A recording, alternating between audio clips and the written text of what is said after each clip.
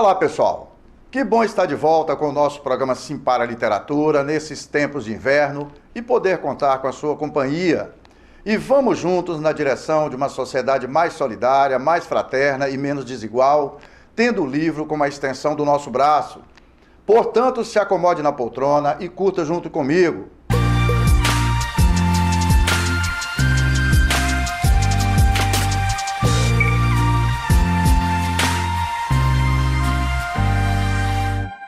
No nosso programa Sim para a Literatura, entre outras informações, temos as colunas Dica de Leitura e Dica de Livro.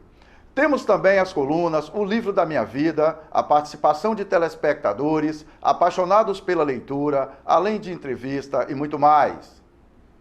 E nesta edição vamos estabelecer relações entre a leitura e a nossa liberdade de pensar, além da nossa liberdade de externar nossos pensamentos com responsabilidade, que só acontece no ambiente onde não existe ameaças à democracia.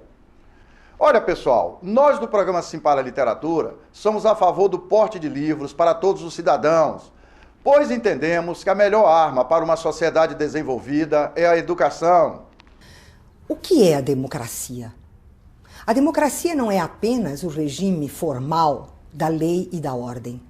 O que caracteriza a democracia e faz ela diferente de todos os regimes políticos é que ela é a criação de direitos, a consolidação e a garantia de direitos.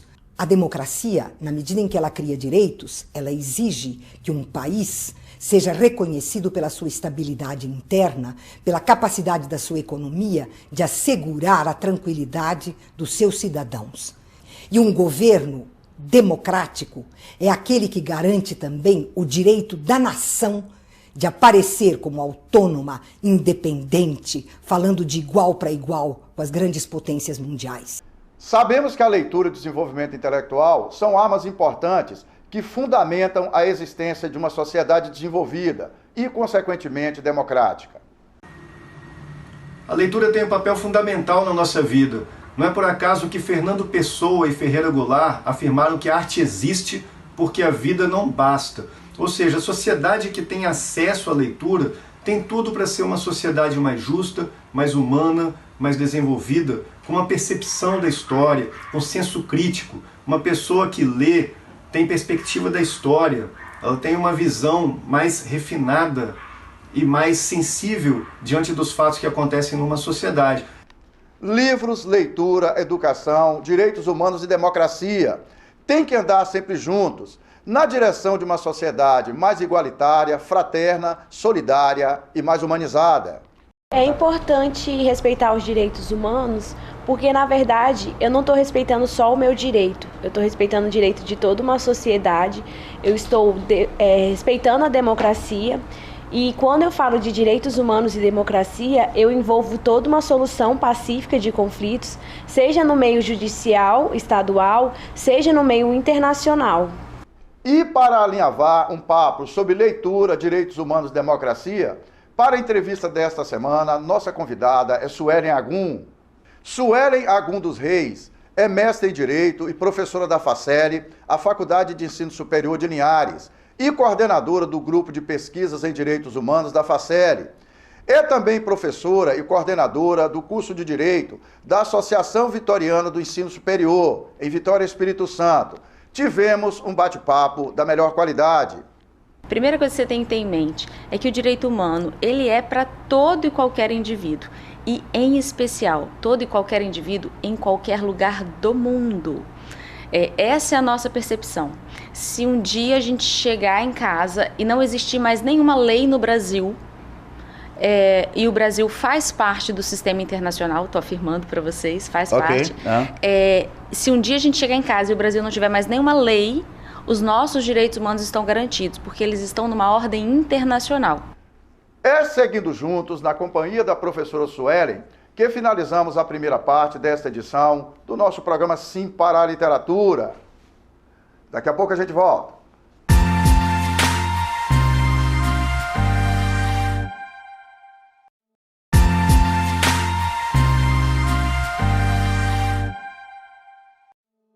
Estamos de volta com o nosso programa Sim para a Literatura e é muito bom continuar na sua companhia. Olha, pessoal, livros são escritos e publicados para que tenhamos acesso ao desenvolvimento intelectual e, entre outros benefícios, para o fortalecimento da nossa cidadania e dos valores sublimes da democracia participativa. Todo governo com tendência militarista e normalmente ditatorial queima livros, fecha bibliotecas, criminaliza os agentes da cultura e artistas e humilha professores. Eu convido vocês para assistir junto comigo uma cena do filme A Menina que Roubava Livros, que é baseado no livro do mesmo título, de autoria do escritor australiano Marcus Zusak, cuja história é ambientada no período da Segunda Guerra Mundial. As imagens falam por si. Zur mitternächtlichen Stunde hier versammelt, uns von jeglichen intellektuellen Unrat zu befreien.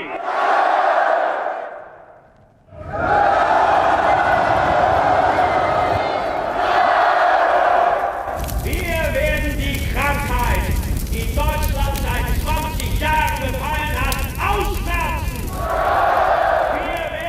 Vocês perceberam a crueldade dessa cena? Né? Essa cena acontece, né, durante a Segunda Guerra Mundial na Alemanha nazista. Representantes do exército nazista queimando livros em praça pública. Ou seja, isso é comum em sistemas ditatoriais, em países onde imperam as ditaduras, que é exatamente isso, né? É oprimir a sociedade, é colocar a sociedade dentro do limite, não tem a liberdade de expressão, não tem a liberdade de ir e vir, tem que ser sempre naquele extremo perigosíssimo e violento que os ditadores impõem. A gente precisa cada vez mais refletir sobre a realidade brasileira e sobre a realidade mundial, se é realmente isso que queremos para nós, ou a gente ter o direito de ir e vir, o direito de pensar, de externar nossos pensamentos e de construir relações que sejam relações sólidas, relações fraternas e relações humanizadas. O que nos falta para melhorar a democracia no nosso país? Talvez um pouco de alegria cívica. O que é isso, alegria cívica? A capacidade de nós olharmos a democracia como um patrimônio e não como um encargo. Uma parcela grande da nossa população, e nós às vezes também entendemos a democracia como algo que dá muito trabalho. Isto é, que nos obriga a sair, a discutir, a ter de fazer escolhas, a organizar custos e gastos em relação àquela estrutura, esquecendo que aquilo que for gasto em democracia, na prática não é gasto, é investimento.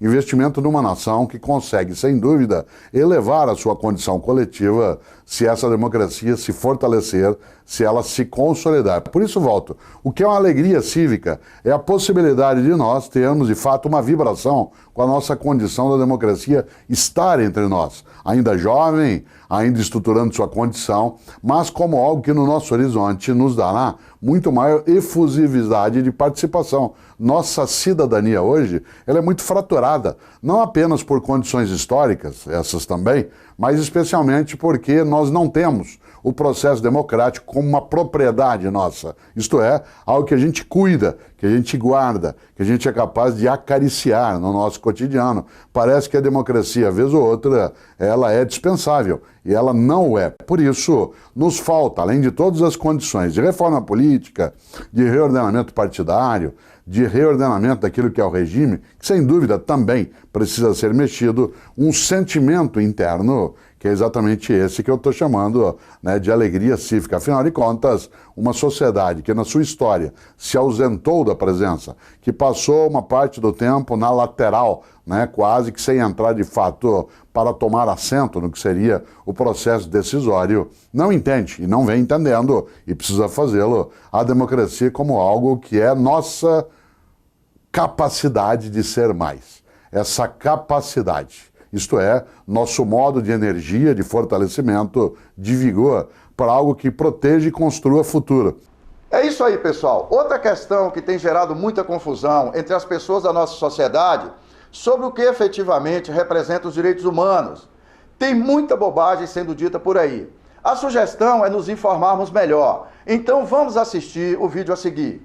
Eu me lembro que falar em direitos humanos, isso no período de transição da ditadura para a democracia, foi trágico. Quer dizer, nós éramos identificados como defensores de bandidos, comprometidos com a delinquência, né? A maioria do cidadão passa fome, etc, etc, e os direitos humanos não vêm aqui para nos proteger.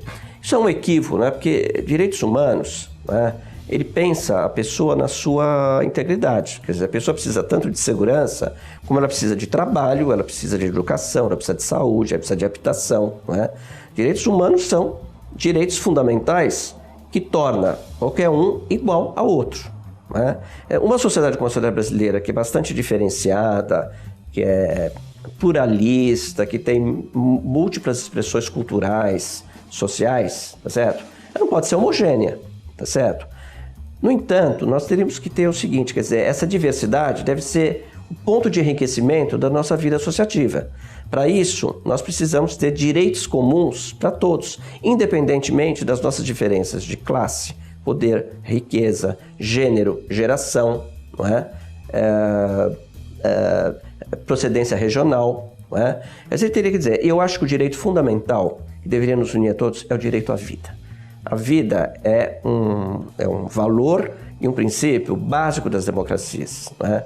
Quer dizer, independentemente de eu ser homem ou mulher, branco ou negro, tá certo? Rico ou pobre, todos têm que ter igual direito à proteção da vida. Olha, o que percebemos nos dias de hoje, quando se discute questões importantes para o nosso país, o Brasil, é que existe uma falta de acesso às informações confiáveis, pouca leitura e, em muitos casos, né, pessoal, preguiça intelectual. E, infelizmente, as famigeradas fake news. O que nós, cidadãos, precisamos é de dedicar um tempinho a mais leitura de qualidade. Então fica a sugestão de um livro que nos ajuda a entender a forma como as democracias têm sido ameaçadas nos últimos tempos. Fica como sugestão de leitura.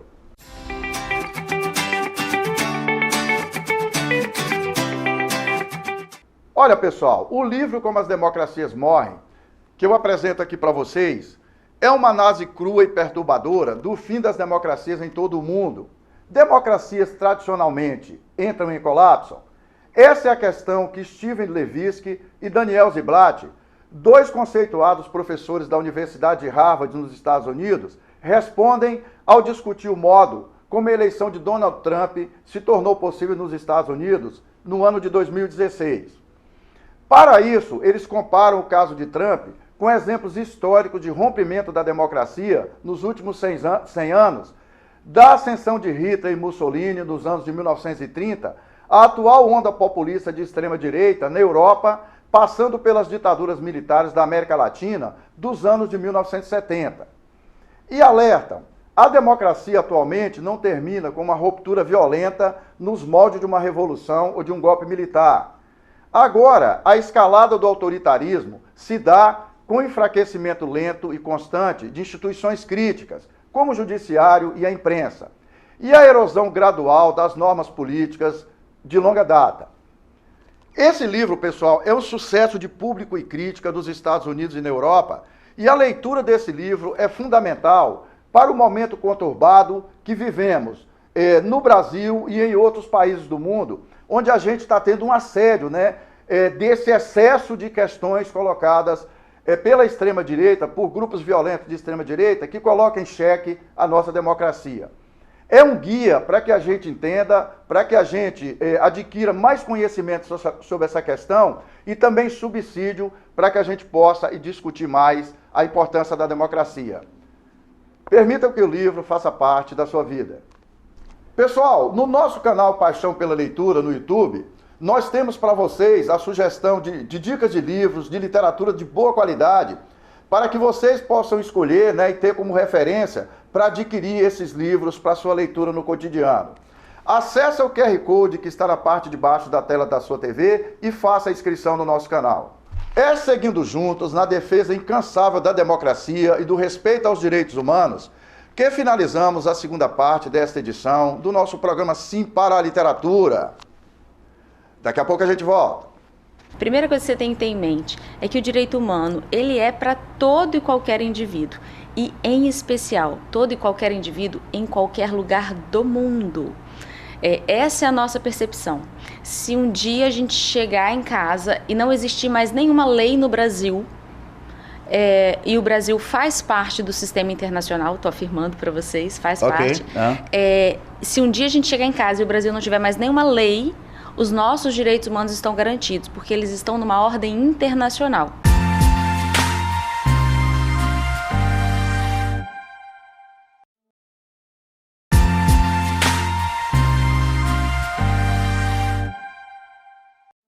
Estamos de volta com o nosso programa Sim para a Literatura e é muito bom continuar na sua companhia. E vamos juntos para a entrevista com a professora Suelen Agum.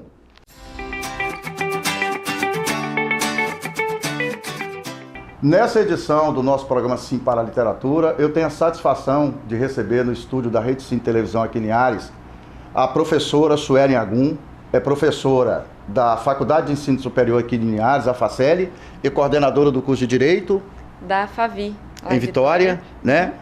E a professora Suelen, ela coordena um projeto aqui na FACELI, professora Suelen, voltado para Direitos Humanos. Para a parte de Direitos Humanos. Isso. Então, pessoal, como a gente está comemorando agora, dia 7 de setembro, o dia da independência do Brasil, nós do programa Sim para a Literatura, todos os anos, e ao longo do ano, a gente traz essa discussão sobre qual é efetivamente a importância da democracia, né? É um tema que tem sido pouco debatido no Brasil, mas excessivamente atropelado, né?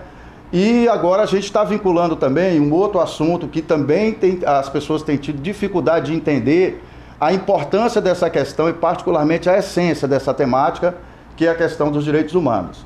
E é sobre isso que a gente vai conversar com a professora Suelen nessa entrevista, a relação entre direitos humanos e democracia. Professora Suelen, bem-vinda ao programa Sim para a Literatura. Você já participou com a gente, né? Num programa anterior, a gente fez um evento lá com os alunos da FACELI, há algum tempo atrás, e você deu um depoimento, né? Você estava lá participando. Mais uma vez, seja bem-vindo ao programa. Obrigada, muito obrigada. É com muito prazer que a gente vem conversar um pouquinho com a população e esclarecer o que for necessário sobre a temática dos direitos humanos, uma temática que eu estudo já há algum tempo, desde a minha graduação, do mestrado e ao longo dessa minha vida acadêmica, a gente estuda essa temática bastante e estamos à disposição para ajudar no que for preciso. Ô Suelen, como eu comentei no início, e a gente tem conversado sobre isso, né? As pessoas estão tendo direito, né? Estão tendo dificuldade de entender o que são direitos humanos. Aí fala um monte de bobagem, aí fala que quem se preocupa com direitos humanos é porque defende bandido, essa coisada toda. Esclarece pra gente o que são direitos humanos e quem no Brasil tem direito a ter direitos humanos. Olha, essa é uma pergunta que eu gosto muito de responder. Quando a pessoa tem realmente interesse em entender o que é efetivamente esse direito humano que tanto a sociedade fala, né, dessa expressão. Inclusive é objeto de uma aula inteira, né? No curso de Direito eu tiro uma aula inteira para a gente dialogar sobre isso. Mas aqui, falando rapidinho, para você compreender minimamente, o que eu digo a primeira coisa que você tem que ter em mente é que o direito humano, ele é para todo e qualquer indivíduo. E, em especial, todo e qualquer indivíduo em qualquer lugar do mundo. Essa é a nossa percepção.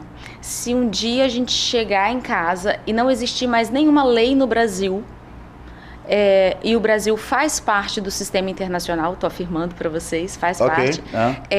Se um dia a gente chegar em casa e o Brasil não tiver mais nenhuma lei, os nossos direitos humanos estão garantidos, porque eles estão numa ordem internacional. O Brasil que a gente fala, né, Suelen? O Brasil é signatário desse acordo, né? Que a gente fala, o Brasil assinou esse acordo e naturalmente tem que desenvolver ações para cumprir, não é assim? E sabe o que é legal quando o senhor fala que o Brasil assinou esse acordo?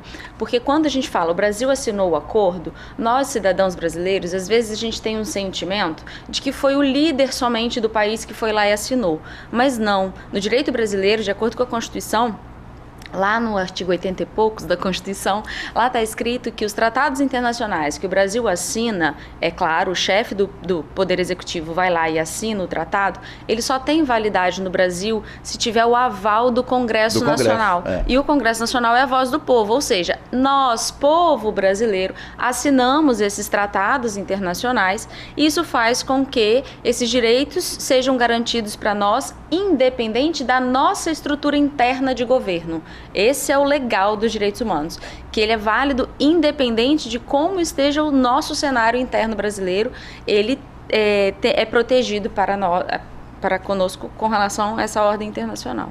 Até para aproximar mais esse tema da nossa realidade, né, Sueli? Independente da pessoa ser pobre ou rica, porque tem muita essa discussão no Brasil, né? As pessoas têm direito. Quais seriam os principais direitos humanos? Para a gente ter bem claro isso. Olha que legal. Os direitos humanos, eles são uma conquista histórica. Então, ao longo dos anos, a gente conquista vários direitos. E sim, eles são válidos quando a gente fala qualquer pessoa, é qualquer pessoa mesmo.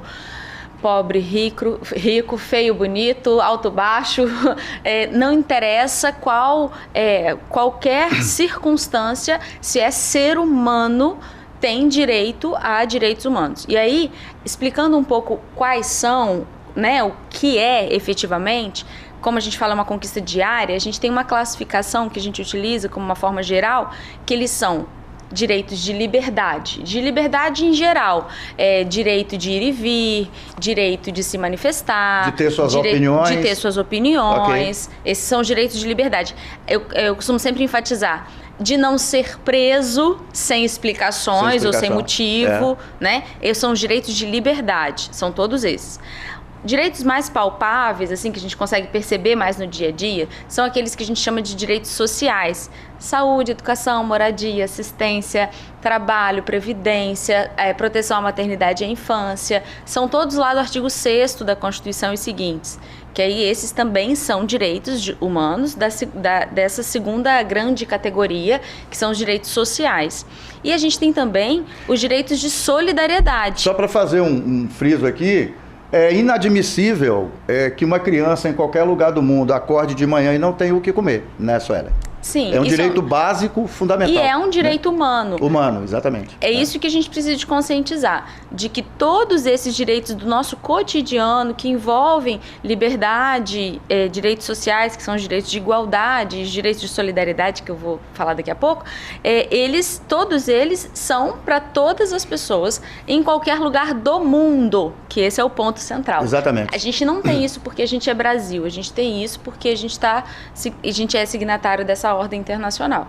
E os de terceira geração, que eu tinha comentado, chamados de solidariedade, é porque os direitos humanos, eles também precisam compor a pacificação social e aqueles direitos que envolvem todos os indivíduos. O exemplo clássico que a gente tem é o meio ambiente, né? Que não adianta proteger o meio ambiente só para mim, ou só para você, ou só para um grupo, tem que ser para todo mundo.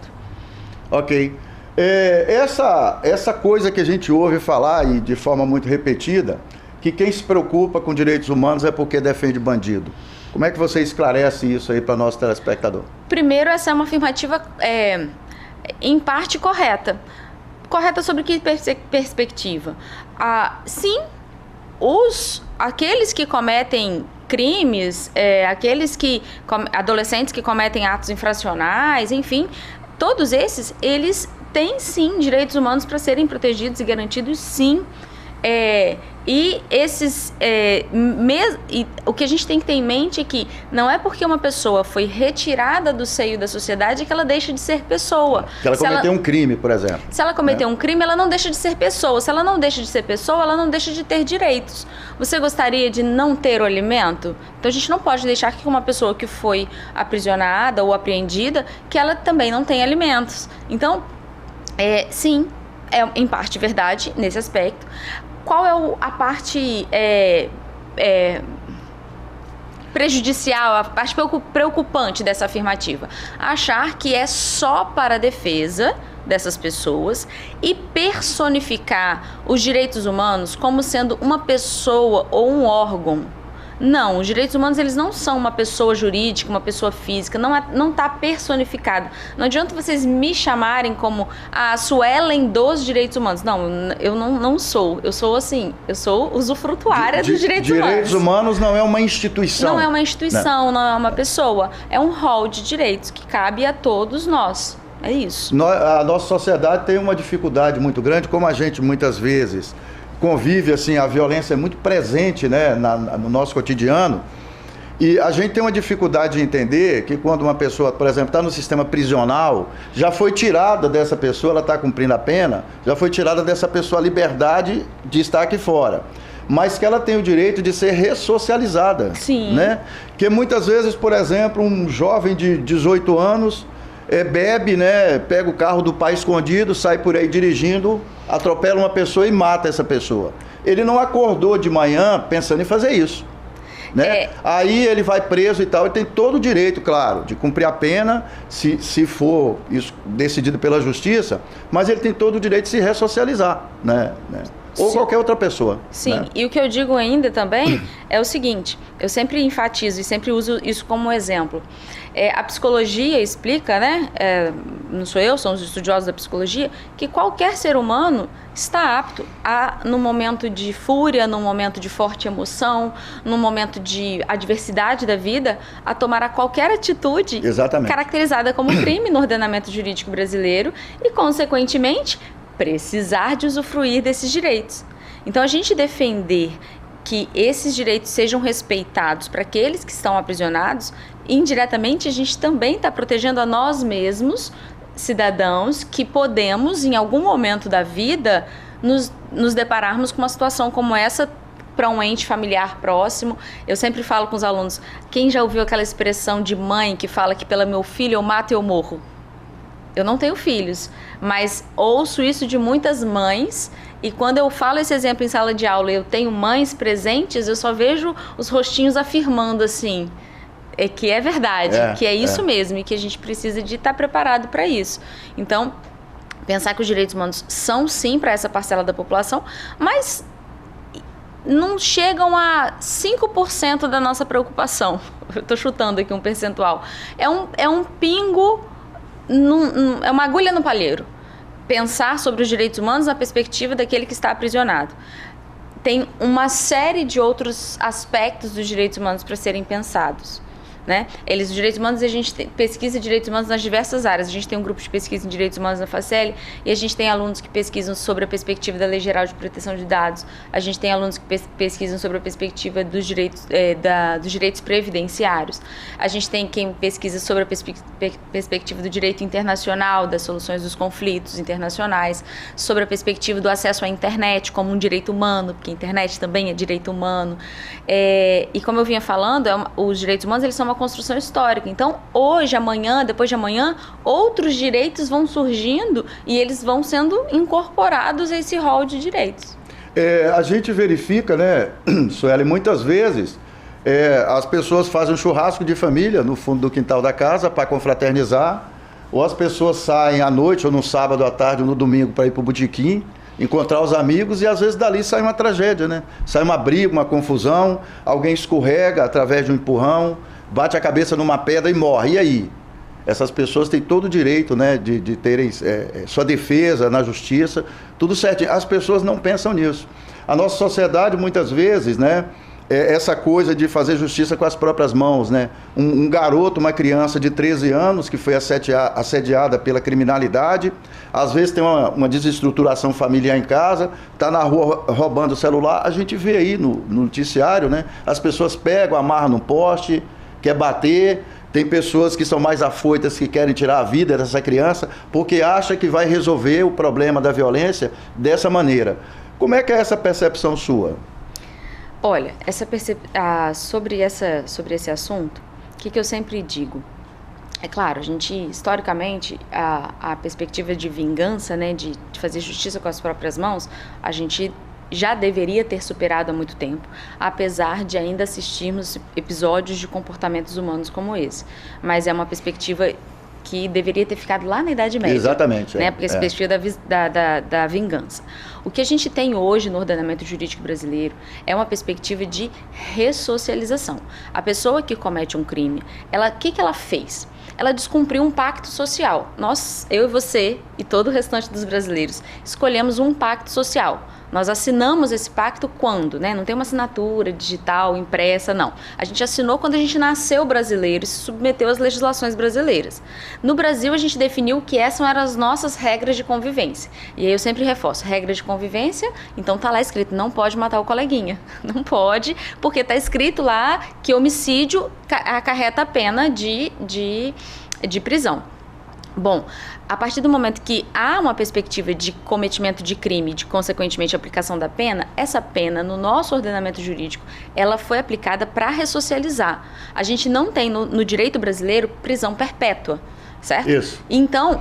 E nem pena de morte. E nem pena de morte. Pena de morte a gente tem uma exceção, que é em caso de guerra declarada. Mas a gente nunca teve guerra declarada no Brasil desde 88, que é da data da Constituição. Então, como a gente não tem guerra declarada no Brasil, a gente pode dizer que a gente nunca teve pena de morte. E perpétua a gente não tem em nenhuma condição. Se a gente não tem pena de morte, nem pena de prisão perpétua, então a perspectiva é: a pessoa será presa e necessariamente ela precisa de ser solta um dia. Precisa de ser solta um dia após a ressocialização. Por mais que o nosso sistema ainda não seja perfeito, ainda não tenha uma aplicabilidade perfeita, nós temos que entender que a lógica do sistema é essa. Então não adianta eu aprisionar com o sentimento de vingança. Eu preciso aprisionar com o sentimento de um dia essa pessoa retorna à sociedade. Quando eu paro para raciocinar dessa forma, faz sentido a proteção dos direitos humanos dessa pessoa, porque proteger essa pessoa contribui para que o retorno dela à sociedade seja melhor. O sistema, Suelen, funciona perfeitamente? Eu e você sabemos que não. Para que então você tanto perde tempo pesquisando e pensando isso? Porque eu acredito que teoricamente é possível que esse sistema um dia seja aprimorado, seja melhorado, seja, enfim, seja aplicado. Eu acredito. Tem uma questão que a gente tem conversado muito na sociedade brasileira, principalmente o caso do Espírito Santo, que infelizmente é um dos menores estados da federação em termos de dimensão, de extensão territorial, de quantidade de habitantes, né? E nós, pelos últimos dados da violência no Brasil, ocupamos o 3º lugar em feminicídio, né? Nós só perdemos para um estado da região norte e outro da região nordeste. E eu sempre discuto aí nos grupos que eu tenho essa oportunidade de tocar nesse assunto, que um dia que um homem bate numa mulher, ele está batendo na filha de alguém, ou na irmã de alguém, ou na mãe de alguém, ou na enteada de alguém, ou na neta de alguém, ou na avó de alguém. E se um homem um dia bater na neta dele, na irmã dele, na filha dele, na mãe dele, como é que ele vai reagir, né? Então a gente só vê muito a questão da violência, por exemplo, que é um desrespeito gravíssimo aos direitos que a mulher tem de cuidar da sua própria vida, de tomar a decisão pelo seu próprio corpo. Se a mulher não quer mais ficar com o homem, ele tem que entender que o relacionamento acabou, né? E a nossa sociedade ainda tem dificuldade de entender essa questão. Muitas vezes fala assim: ah, cara, mas aquela mulher é insuportável, como é que o cara aguentava aquela mulher? Então aí justifica bater, né? A nossa sociedade precisa evoluir muito sobre essas questões de como nós construímos as nossas relações, não é isso? Sim, sem dúvida. As relações sociais, elas são... Na realidade, elas são a grande essência do direito, né? O direito, ele é aperfeiçoado na medida das nossas relações sociais, né? Das novas demandas. Das novas demandas. Questões, se a gente não tivesse tantas agressões a mulheres, a gente não teria uma legislação específica sobre... A Lei Maria da Penha. Sobre feminicídio. Não teria necessidade. Não teria necessidade. Então, é uma resposta de uma demanda social. E a Lei Maria da Penha, já que o senhor tocou no assunto, ela é o nosso clássico exemplo que os direitos humanos, eles realmente trazem uma perspectiva prática, real e que tem uma perspectiva para todo mundo. Explico rapidinho. Ok, tá. Se o senhor me permitir. A Maria da Penha, ela sofreu violência, né? O processo dela, do agressor, ele não teve a tramitação adequada. Então, foi lento, o agressor não era afastado do lar, não sofreu as penalidades que a lei previa. Ok. E aí ela sofreu um segundo atentado que quase que girou a paralisia, né, das pernas. E ela levou o caso dela à Corte Interamericana de Direitos Humanos. Hoje, a Corte Interamericana é o nosso principal tribunal internacional que traz tanta jurisprudência, que a gente chama no direito, né, traz tanta demanda para dentro do país. O Brasil já foi condenado inúmeras vezes. Uma das vezes foi no processo da Maria da Penha. A Maria da Penha a gente chama de caso paradigmático. Ela foi o caso pioneiro de violência contra a mulher que foi levado à Corte Interamericana, e uma das sentenças, um dos aspectos da sentença da Corte Interamericana foi que o Brasil deveria desenvolver legislação para proteger as mulheres nessas situações. Por isso que nós temos a Lei Maria da Penha. Legislação específica. Legislação específica, né? Em decorrência de uma condenação do Brasil na Corte Interamericana. Ô Suelen, um outro ponto que nós destacamos aqui no início da entrevista é a dificuldade que as pessoas, que o brasileiro de forma geral, tem de entender o que é a democracia e qual a importância da democracia para a convivência das pessoas numa sociedade que é evoluída, né? Como é que você consegue fazer a relação da importância de as pessoas entenderem e respeitar os direitos humanos para o bom funcionamento da democracia? Para a gente terminar.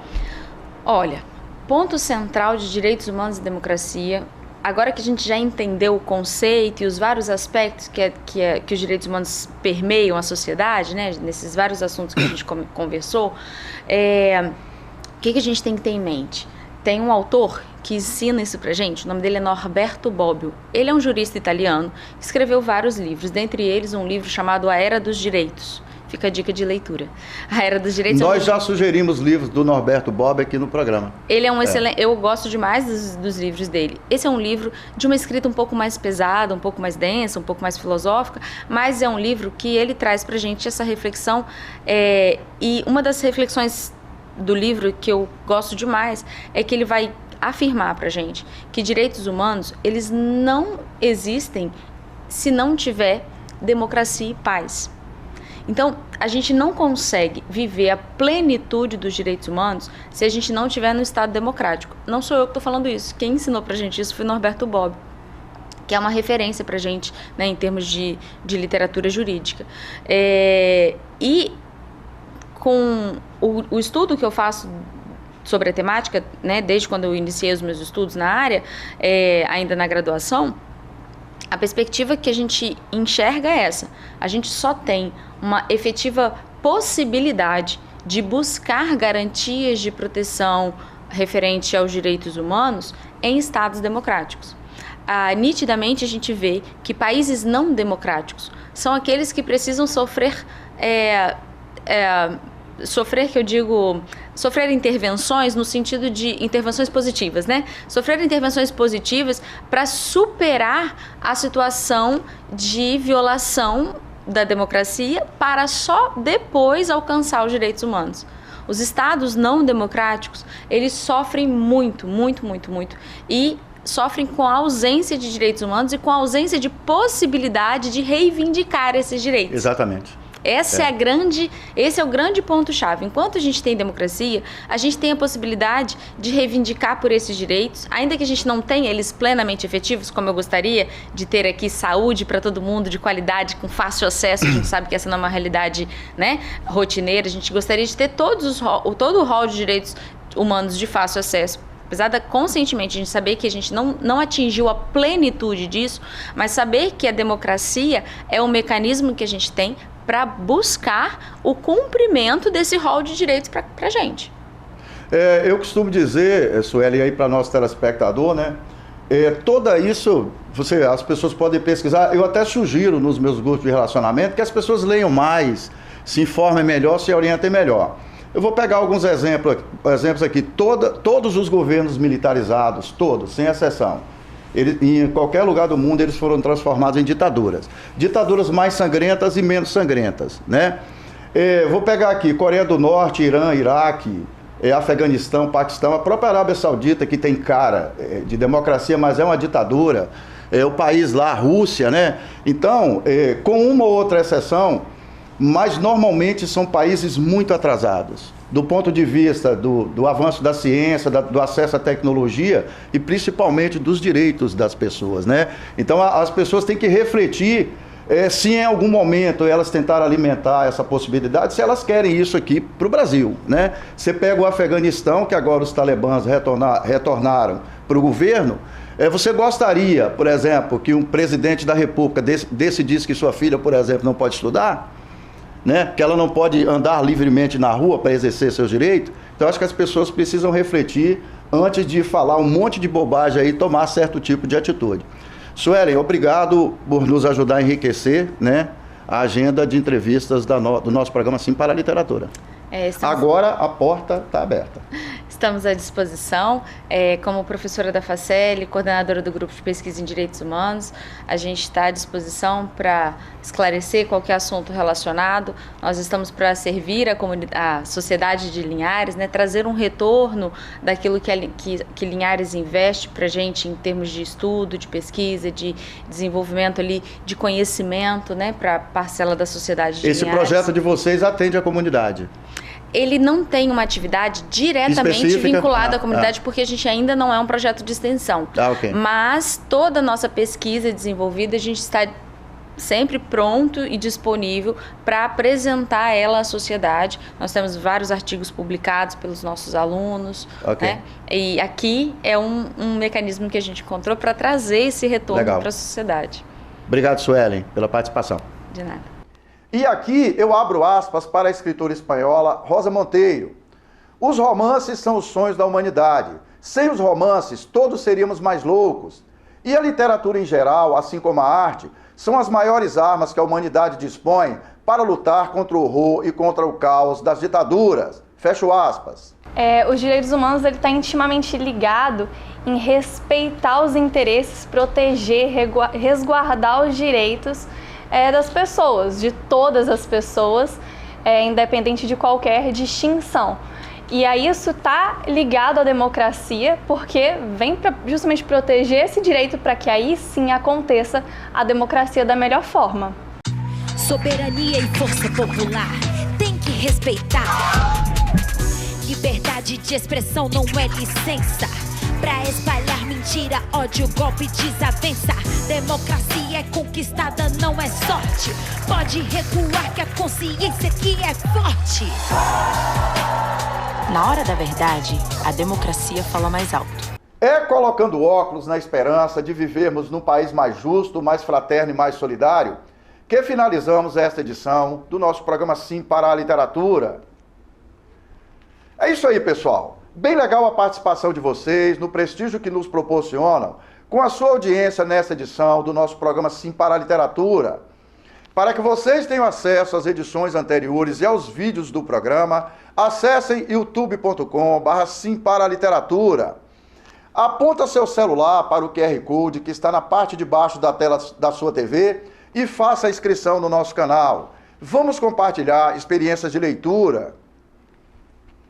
Entrem em contato conosco através do e-mail simparaliteratura@gmail.com. Agradecemos o prestígio da sua audiência. Saudações poéticas e literárias e muito obrigado.